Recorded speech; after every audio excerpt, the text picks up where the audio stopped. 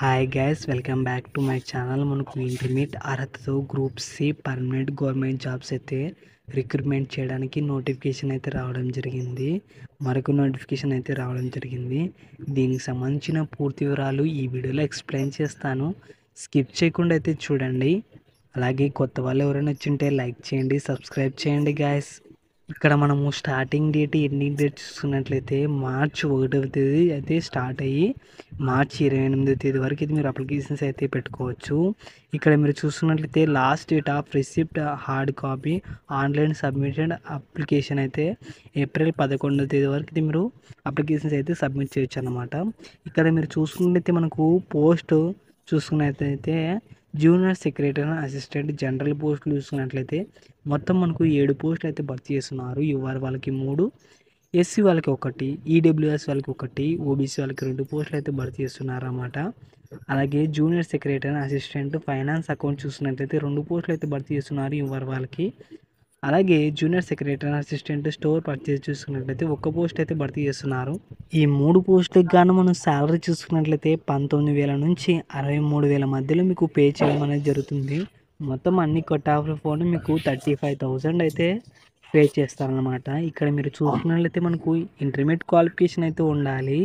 ఇక్కడ typing speed కూడా ఉండాలన్నమాట. Computer typing speed 35 words per మినిట్కి ఇంగ్లీష్ అయితే టైప్ చేయాలి, లేదంటే 30 వర్డ్స్ పర్ మినిట్కి హిందీ అయితే టైప్ చేయాలన్నమాట. వీటిలో ఏది ఉన్నా కూడా దీనికైతే సెలెక్ట్ అవుతారు. ఇక్కడ చూసుకున్నట్లయితే ఏజ్ క్రైటీరియా చూసుకున్నట్లయితే 18 సంవత్సరాల నుంచి 28 సంవత్సరాల వరకు ఎవరైనా కానీ ఈ జాబ్కి అయితే అప్లికేషన్స్ అయితే పెట్టుకోవచ్చు. ఇక్కడ మీరు చూసుకున్నట్లయితే మనము ఈ వెబ్సైట్లో అయితే అప్లికేషన్స్ అయితే పెట్టుకోవచ్చు అనమాట. ఇక్కడ చూసుకున్నట్లయితే ఏజ్ రిలాక్సేషన్ అయితే ఉంది. ఎస్సీ ఎస్టీ వాళ్ళకి 5 years, ఓబీసీ వాళ్ళకి 3 years అయితే ఏజ్ రిలాక్సేషన్ అయితే ఉందన్నమాట. ఇక్కడ కింద చూసుకున్నట్లయితే మోడ్ ఆఫ్ సెలెక్షన్ చూసుకున్నట్లయితే మనకు ఎగ్జామ్ అయితే కండక్ట్ చేసి అలాగే టైపింగ్ టెస్ట్ కూడా కండక్ట్ చేసి మిమ్మల్ని అయితే సెలెక్ట్ చేస్తారన్నమాట. ఇక్కడ పేపర్ 1, పేపర్ 2 అయితే ఉంటాయి.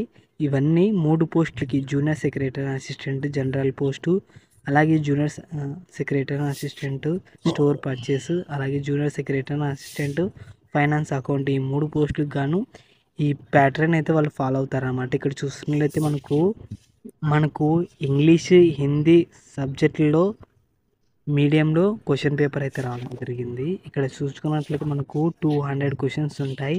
ఇక్కడ టైం చూసుకున్నట్లయితే 2 hours 30 minutes అయితే కేటాయించినారు. పేపర్ 1 చూసుకున్నట్లయితే మెంటల్ అబిలిటీ టెస్ట్ అయితే ఉంటుంది. ఇక్కడ చూసుకున్నట్లయితే 90 minutes అయితే కేటాయించినారన్నమాట.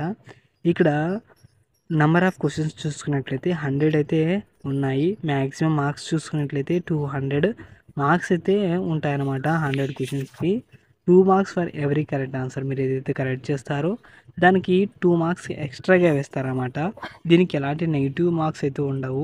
ఇక్కడ కింద చూసుకున్నట్లయితే మనము మెంటల్ అబిలిటీ టెస్ట్లో మరీ యాడ్ చేసినారన్నమాట. జనరల్ ఇంటెలిజెన్స్, అలాగే quantity aptitude, reasoning, problem solving, situational judgement, ఇవైతే ఈ టాపిక్స్ మీద మీకు క్వశ్చన్లు కూడా ఉంటాయి మెంటల్ అబిలిటీ టెస్ట్లో. అలాగే పేపర్ 2లో చూసుకున్నట్లయితే 1 hour అయితే కేటాయించినారన్నమాట. సబ్జెక్టులు చూసుకున్నట్లయితే జనరల్ అవేర్నెస్ 50 క్వశ్చన్స్ ఉంటాయి 150 మార్క్స్కి. దీనికైతే నెగిటివ్ మార్క్స్ అయితే ఉంటాయి. ఇక్కడ మీరు ఏదైతే కరెక్ట్ చేస్తారో దానికి 3 marks ఎక్స్ట్రాగా అయితే ఉంటాయి అన్నమాట. ఇక్కడ అలాగే ఇంగ్లీష్ లాంగ్వేజ్ చూసుకున్నట్లయితే 50 క్వశ్చన్స్ ఉంటాయి 150 మార్క్స్. దీనికి కూడా నెగిటివ్ మార్క్స్ అయితే ఉంటాయి. 0.25 నెగిటివ్ మార్క్స్ అయితే ఉంటాయి అన్నమాట. ఇక్కడ మీరు చూసుకున్నట్లయితే మనకు 3 marks for every correct answer. మీరు ఏదైతే కరెక్ట్ చేస్తారో దానికి 3 marks ఎక్స్ట్రాగా వేస్తారన్నమాట. అలాగే మీకు టైపింగ్ టెస్ట్ కూడా ఉంటుంది. దీంట్లో క్వాలిఫై అయిన వాళ్ళు ఇంకా జాబ్ వచ్చేసినట్టే. ఇక్కడ మీరు ఫీ చెల్లించాల్సి ఉంటుంది. ఇక్కడ చూసుకున్నట్లయితే మనము జనరల్ వాళ్ళు, ఈడబ్ల్యూఎస్ వాళ్ళు, ఓబీసీ వాళ్ళు, ఎక్స్ సర్వీస్ వాళ్ళు, ఈఎస్ఎం వాళ్ళు అయితే 500 అయితే పే చేయాలన్నమాట. ఎస్సీ వాళ్ళకి, ఎస్టీ వాళ్ళకి, ఫిజికల్ హ్యాండిక్యాప్డ్ వాళ్ళకైతే ఎలాంటి అమౌంట్ అయితే పే చేయాల్సిన అవసరం లేదు. ఇక్కడ ఫీ చెల్లించే వాళ్ళు స్టేట్ బ్యాంక్ ఆఫ్ ఇండియాలో చెల్లించాల్సి ఉంటుంది. ఇక్కడ అలాగే పూర్తి ఇన్ఫర్మేషన్ అయితే ఉందన్నమాట ఎలా అప్లై చేసుకోవాలని. మీ ఈమెయిల్ ఇచ్చి పాస్వర్డ్ ఇచ్చి రిజిస్టర్ అయితే చేసుకోవాలన్నమాట. ఈ వెబ్సైట్లో అయితే మీరు అప్లికేషన్స్ అయితే పెట్టుకోవచ్చు.